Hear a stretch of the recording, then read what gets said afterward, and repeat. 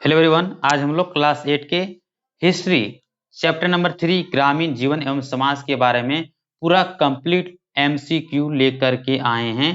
तो आज हम लोग इस चैप्टर का पूरा कंप्लीट करने वाले हैं। देखते हैं कि क्या क्या इसका वीवीआई क्वेश्चन एमसीक्यू बनता है और इस चैप्टर के जितने सारे एमसीक्यू बने हैं हम टोटल इस वीडियो में लेकर आए हैं। ठीक है, तो आई होप यह वीडियो को इन तक जरूर देखें और अगर आपको आंसर आता है तो इस एमसीक्यू में आप मन ही मन में इसके आंसर को सोचें और उसका जवाब दें और उसके बाद वीडियो के अंत में बताएं कि हमारा सर इसमें इतना मार्क्स आ रहा है या इतना मैं सही कर पाया। ठीक है, तो चलिए देर ना करते हुए आगे की ओर बढ़ते हैं। ठीक है, ये रहा आपका पहला सवाल। पहला सवाल में क्या लिखा है, कहता है किस युद्ध के बाद ईस्ट इंडिया कंपनी भारत का मनोबल बढ़ने लगा। किस युद्ध के बाद मतलब किस लड़ाई के बाद जो ईस्ट इंडिया कंपनी थी उसका मनोबल बढ़ने लगा। तो ऑप्शन ये प्लासी का युद्ध, थोड़ा सा कलर बदल लेते हैं अच्छा रहेगा, प्लासी युद्ध। ऑप्शन नंबर अगर बी देखा जाए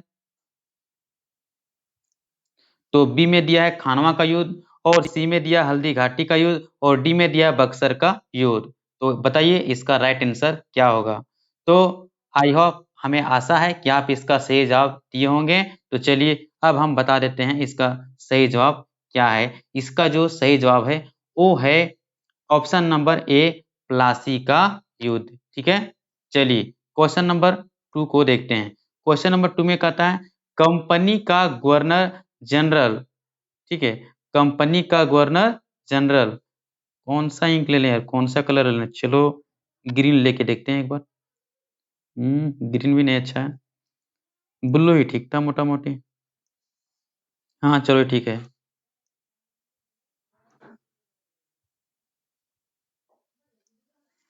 कहता है कंपनी का गवर्नर जनरल लॉर्ड क्लाइव ने मुगल बादशाह से बंगाल की दीवानी प्राप्त करने में सफलता कब हासिल की। बहुत ही वीवीआई क्वेश्चन है। कहता है कंपनी जो था, कंपनी का जो गवर्नर जनरल लॉर्ड क्लाइव थे वो मुगल बादशाह से बंगाल की दीवानी का मतलब राजस्व टैक्स जो होता है ये कब हासिल किया। ठीक है, ऑप्शन ये 1765, 1764, 1768, 1778। तो इसका जो राइट जवाब होगा वो होगा ऑप्शन नंबर ए अर्थात 1765 इसका राइट आंसर होगा। चलिए आगे की ओर बढ़ते हैं। ये रहा क्वेश्चन नंबर 3 में कहता है कि किस ईस्वी में पहले कंपनी भारतीय सामान को खरीदने के लिए लंदन से सोने एवं चांदी लाते थे। किस ईस्वी की बात कर रहा है बताइए। अब 1765 दिया ऑप्शन ये, बी में दिया 1764 और सी में दिया 1768 और डी में दिया 1757। इसका भी राइट आंसर 1765 ही होगा। ठीक है, अर्थात 1765 से पहले जो कंपनी थी वो भारतीय का सामान खरीदने के लिए वो लंदन से सोने एवं चांदी लाते थे और इससे वो सामान को खरीदते थे। बट जब ये इसे दीवानी की प्राप्ति हुई बंगाल में 1765 में, उसके बाद से यह सोना चांदी लाना बंद कर दिया। अर्थात 1765 के बाद से सोना चांदी नहीं ला रहा था, ये भारतीयों के पैसे से ही भारत का सामान खरीदता था और यहीं से मुनाफा कमाता था। ठीक है, तो अगला क्वेश्चन अगर हम देखें तो अगला क्वेश्चन 4 नंबर में क्या है, भारत के grand old man of India किसे कहा जाता है। भारत के grand old man of India किसे कहा जाता है। इसका जो राइट आंसर क्या होगा। ऑप्शन नंबर ए में दिया है दादा भाई, ऑप्शन नंबर में दादा भाई नौरोजी, ऑप्शन सी में दिया बिस्मिल्लाह खान, ऑप्शन डी में दिया भगत सिंह। तो इसका जो राइट आंसर है वो है आपका ऑप्शन नंबर बी। ठीक है, option number B is the right answer. चलिए क्वेश्चन नंबर 5 देखते हैं। क्वेश्चन नंबर 5, धन के निकासी का सिद्धांत किसने प्रस्तुत किया था। धन के निकासी का सिद्धांत किसने प्रस्तुत किया था। Option number A Sardar Vallabhbhai Patel, option number B doctor Rajendra Prasad, option number C Sarvepalli Radhakrishnan, option number D Dadabhai Naoroji. तो इसका जो राइट आंसर होगा वो होगा option number D, option number D अर्थात दादा भाई नौरोजी होगा। चलिए क्वेश्चन नंबर 6 की ओर देखते हैं। क्वेश्चन नंबर 6 कहता है poverty and un British rule in India नामक पुस्तक के लेखक कौन है। Poverty and un British rule in India नामक पुस्तक के लेखक कौन हैं? Option number A Bhagat Singh, option number B Sardar Vallabhbhai Patel, option number C Rajendra Prasad, option number D Dadabhai Naoroji. इसका right answer option number D हो जाएगा। तो चलिए अगला सवाल की ओर आगे बढ़ते हैं। ये रहा क्वेश्चन नंबर 7। क्वेश्चन नंबर 7, चलिए इसे देखते हैं। कहता है बंगाल में अकाल कब पड़ा था? बंगाल में अकाल कब पड़ा था? ये भयानक अकाल कब पड़ा था जिसमें लाखों लोग, बहुत सारे लोगों की मौत हो गई थी? कहता है option number A 1777, option number B 1776, option number C 1772, option number D 1770। तो इसका जो राइट आंसर होगा वो होगा 1770, अर्थात ऑप्शन नंबर डी होगा। चलिए तो आगे की ओर बढ़ते हैं। क्वेश्चन नंबर अगर हम देखें 8, क्वेश्चन नंबर 8, तो क्वेश्चन नंबर 8 में कहता है अस्थाई बंदोबस्ती बंगाल में कब लागू की गई? अस्थाई बंदोबस्ती जो है ये बंगाल में कब लागू की गई थी? ठीक है, option number A 1792, option number B 1798, option number C 1822, option number D 1793। तो इसका जो राइट आंसर होगा वो होगा 1793, option number D, option number D. चलिए question number 8, question number 8, question number 8 में कहता है अस्थाई बंदोबस्ती को कहा जाता है, अस्थाई बंदोबस्ती को कहा जाता है मतलब इसका दूसरा नाम क्या है, इसे और किस नाम से भी जाना जाता है? ऑप्शन नंबर ए मालवाड़ी व्यवस्था, ऑप्शन नंबर बी जागीरदारी व्यवस्था, ऑप्शन नंबर सी रैयतवाड़ी व्यवस्था, ऑप्शन नंबर डी इनमें से कोई नहीं। आई होप इसका जो राइट आंसर होगा वो होगा ऑप्शन नंबर बी, अर्थात जागीरदारी व्यवस्था। चलिए क्वेश्चन नंबर 10, ये रहा आपके लिए बहुत ही दमदार क्वेश्चन। इनमें से कौन सा कथन सत्य नहीं है?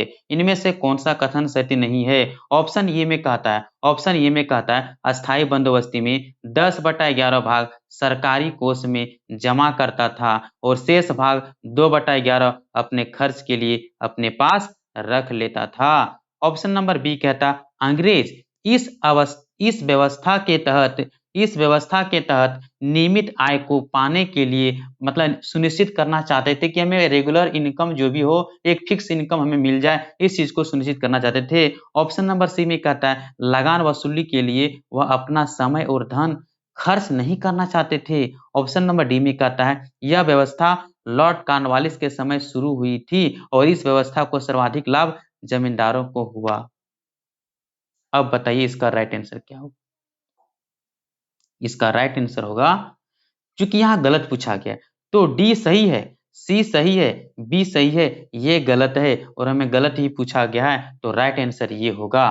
क्योंकि आपको पता होगा अगर 10/11, अगर आप मैथ पढ़ते हैं तो आपको इतना तो आना ही चाहिए क्या कि सर आप ये बताइए जरा, 10 टोटल 11 भाग है जिसमें से 10 भाग सरकारी कोष में जमा कर दिए, तो 10 है ना, टोटल 11, 11 में अगर 10 भाग चला गया तो बचा कितना? 1 भाग, मतलब 1/11 भाग ना उसके पास शेष रख लेता होगा, तो 2/11 कैसे होगा? यही तो डाटा का हेर फेर है, मतलब इसीलिए यहाँ पे गलत है, बाकी बातें सब सही है। चलिए आगे की ओर बढ़ते हैं। ये रहा आपके लिए धमाकेदार क्वेश्चन, क्वेश्चन नंबर 11, इनमें से कौन सा कथन सही नहीं है? इनमें से कौन सा कथन सही नहीं है? अरे भैया अपना खोपड़ी दिमाग बढ़िया से लगा लो, है ना। यहाँ पूछा सही नहीं है, ठीक है, मतलब आपसे ये पूछना चाह रहा है कि गलत कौन है। कुल मिला के सही नहीं मतलब गलत कौन है, तो गलती को ढूंढना ना, सही को ढूंढने से क्या फायदा।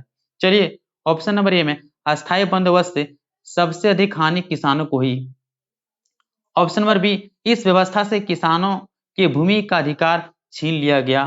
ऑप्शन नंबर सी जमींदारों को अधिक नुकसान हुआ। ऑप्शन नंबर डी कंपनी की आय में कमी आई। इसका जो राइट आंसर होगा वो होगा क्या? क्योंकि हमें गलत पूछा है तो आप ये बताइए, अगर आप पढ़े होंगे अस्थायी बंदोबस्ती के बारे में तो आपको इतना तो जरूर पता होगा क्या कि अस्थायी बंदोबस्ती से किसानों को हानि हुई थी, ये बात सही है, ठीक है।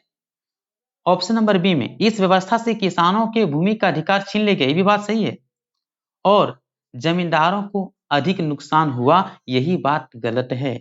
ऑप्शन नंबर डी कंपनी की आय में कमी आई, ये भी बात सही है। जो भी लिखा सब बात सही है, लेकिन ऑप्शन नंबर डी गलत है।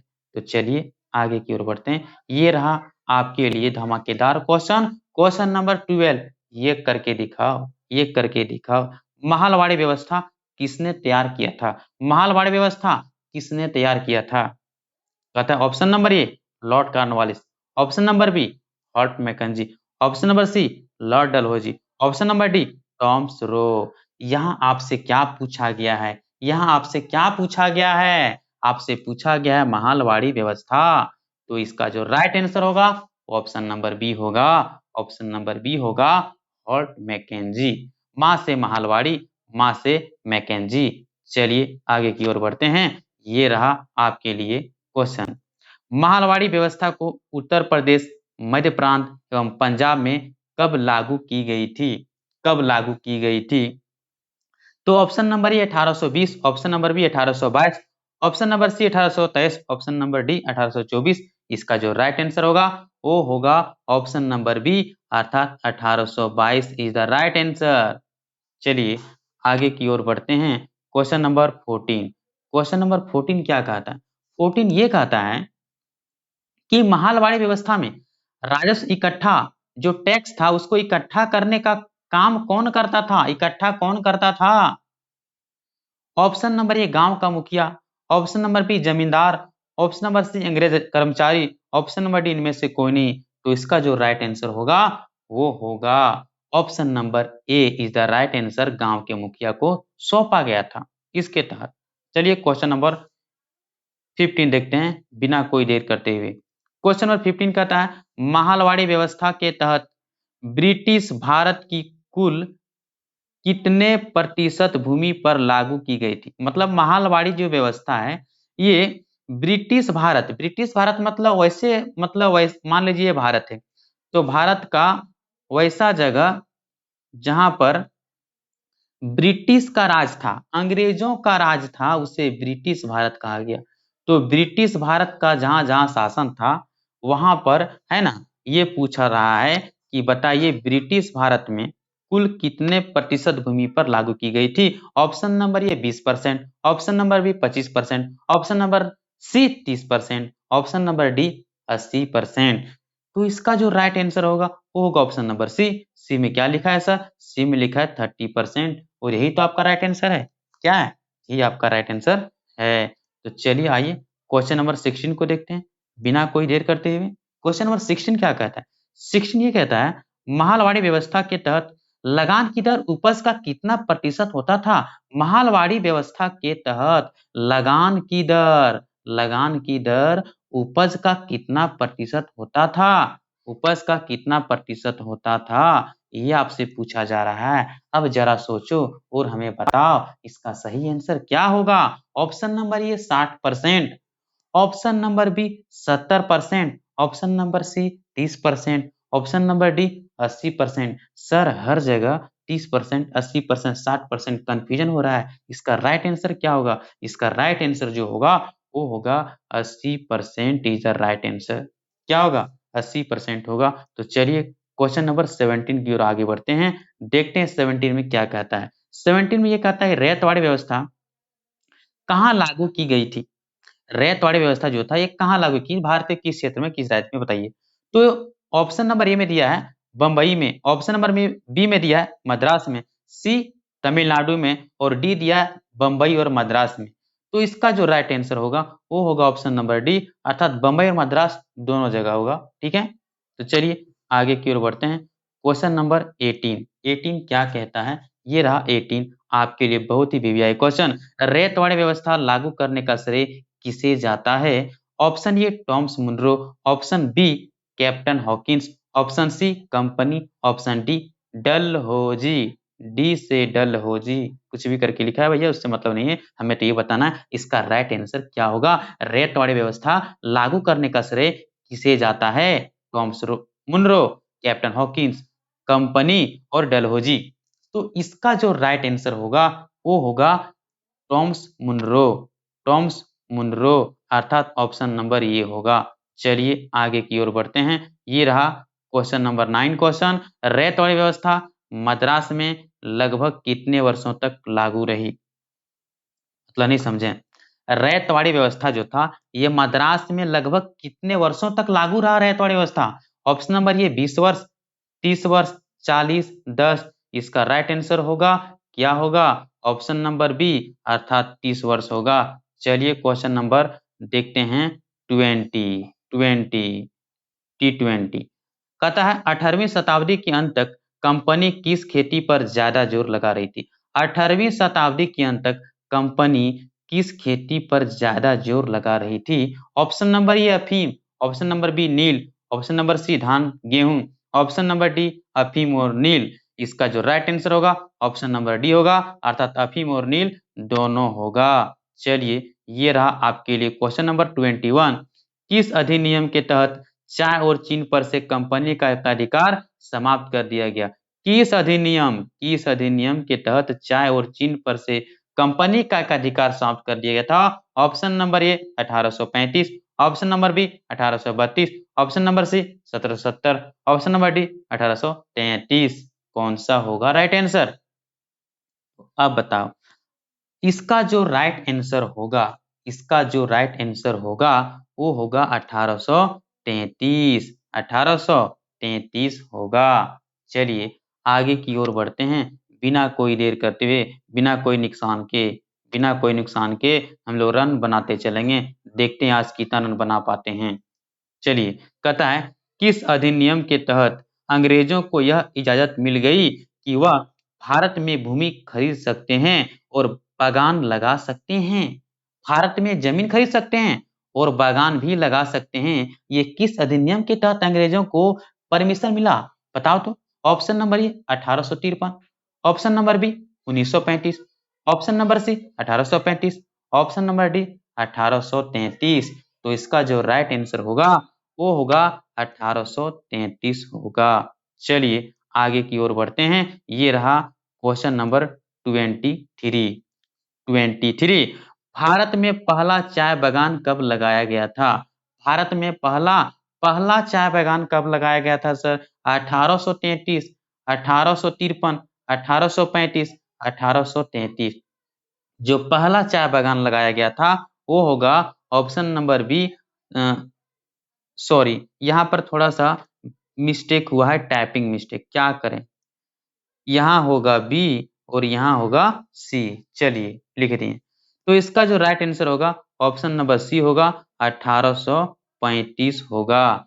भारत में पहला चाय बागान 1835 में और कंपनी का नाम असम चाय कंपनी थी। चलिए बिना कोई देर करते हुए क्वेश्चन नंबर 24 में कहता है नील की खेती किन क्षेत्रों में उपजाया जाता है? नील की खेती जो है ये किन क्षेत्रों में उपजाया जाता है? ऑप्शन ए उष्णकटिबंधीय, ऑप्शन बी शीतोष्णकटिबंधीय, ऑप्शन सी शीतकटिबंधीय, ऑप्शन डी इनमें से कोई नहीं। इसका राइट आंसर होगा ऑप्शन नंबर ए अर्थात उष्णकटिबंधीय क्षेत्रों में उपजाया जाता है। चलिए क्वेश्चन नंबर 25 पहुंच गए। यूरोपियन देशों में कपड़ों को रंगने के लिए किस पौधे का इस्तेमाल किया जाता था? यूरोपियन देशों में कपड़ों को रंगने के लिए किस पौधे का इस्तेमाल करते थे? ऑप्शन नंबर ए ओद, ऑप्शन नंबर बी ओड, ऑप्शन नंबर सी दोनों A B, option number D none of the इनमें से कोई नहीं। इसका जो राइट आंसर होगा वो होगा ऑप्शन नंबर बी अर्थात ओड नामक पौधे से वो सब कपड़ों की रंगाई करते थे जो कि इसका कलर बहुत ही फीका होता था। बहुत ही क्या होता था? फीका होता था। इसीलिए भारतीय नील का मांग बहुत ज्यादा होता था। किस नील की मांग? भारतीय नील की मांग।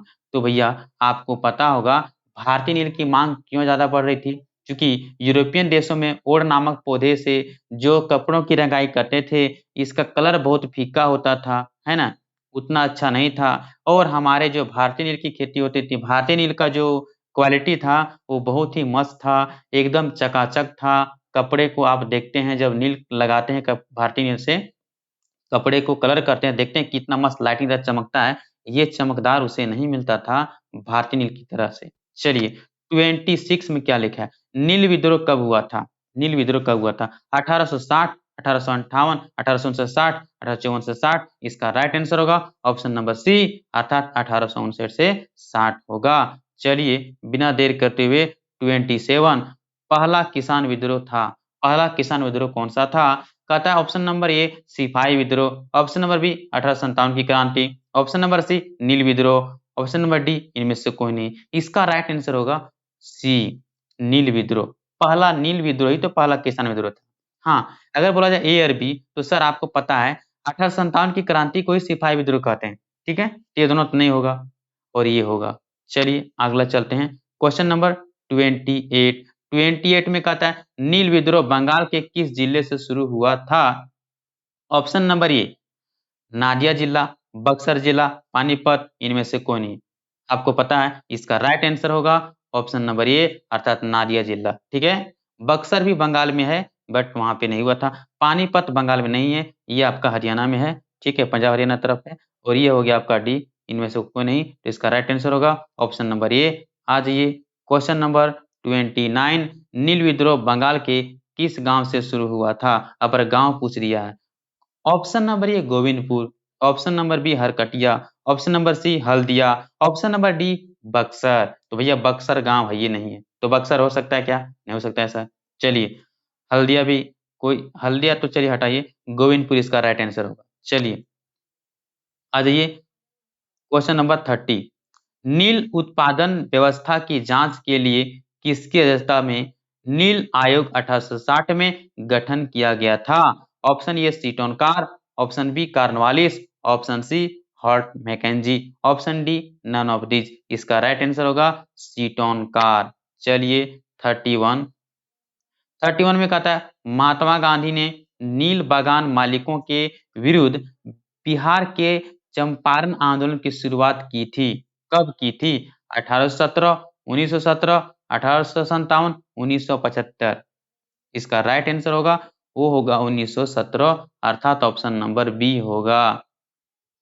चलिए आगे की ओर बढ़ते हैं, कहता है 32। नील दर्पण के लेखक कौन है? इसका मैंने आपको ट्रिक भी बताया था, है ना, लेकिन वे तुरंत बताएंगे, रुकिए। Option number A Harishchandra Mukherjee, option number B Bhagat Singh, option number C Sardar Vallabhbhai Patel, option D Dinabandhu Mitra. तो इसका राइट आंसर होगा ऑप्शन नंबर डी। इसे कैसे याद रखना है? इसे कैसे याद रखना है? इसे याद रखने का तरीका है ना, मैंने आपको तो पहले बता दिया है लेकिन फिर भी बता दे रहा हूँ। नील दर्पण, भैया ये बताओ, दर्पण जो होता है, दर्पण शीशा मान लीजिए, शीशा आप रोज देखते हैं, अरे दर्पण आप रोज देखते हैं ना अपना चेहरा, बताओ। तो रोज देखते हैं तो रोज को क्या बोलते हैं? प्रतिदिन। रोज को क्या बोलते हैं? प्रतिदिन। हम प्रत्येक दिन अपना चेहरा शीशा में देखते हैं, प्रत्येक दिन, प्रतिदिन, दिन आ रहा है मतलब दीन बंधु मित्र होगा इसका राइट आंसर। चलिए आइए 33। हिंदू पेट्रियाट के संपादक थे? Option number A Dinabandhu, option B Mukherjee, option C Harishchandra Mukherjee, option D Hari Singh. तो हरि सिंह होगा नहीं, एक राजा था। दीनबंधु होगा नहीं, मुखर्जी नहीं, हरिश्चंद्र मुखर्जी होगा इसका राइट आंसर। तो चलिए ये आपका जो टेस्ट था या इस एमसीक्यू था ये यहीं तक खत्म हो गया। तो अब बताइए कैसा लगा यह वीडियो, ये कमेंट करके ही बताएं हमें। और अगर अच्छा लगे तो इसी प्रकार से आपको हर चैप्टर वाइज आपको मिलेगा एमसीक्यू, ठीक है। तो आप इस वीडियो को एक बार नहीं 2 बार 3 बार देखें और इसे याद कर लें। उसके बाद फिर इसे मतलब कोशिश करें कि जब आपका एग्जाम होगा तो आपका तैयारी बेहतर बना रहे। तो चलिए मिलते हैं नेक्स्ट वीडियो में, तब तक के लिए धन्यवाद।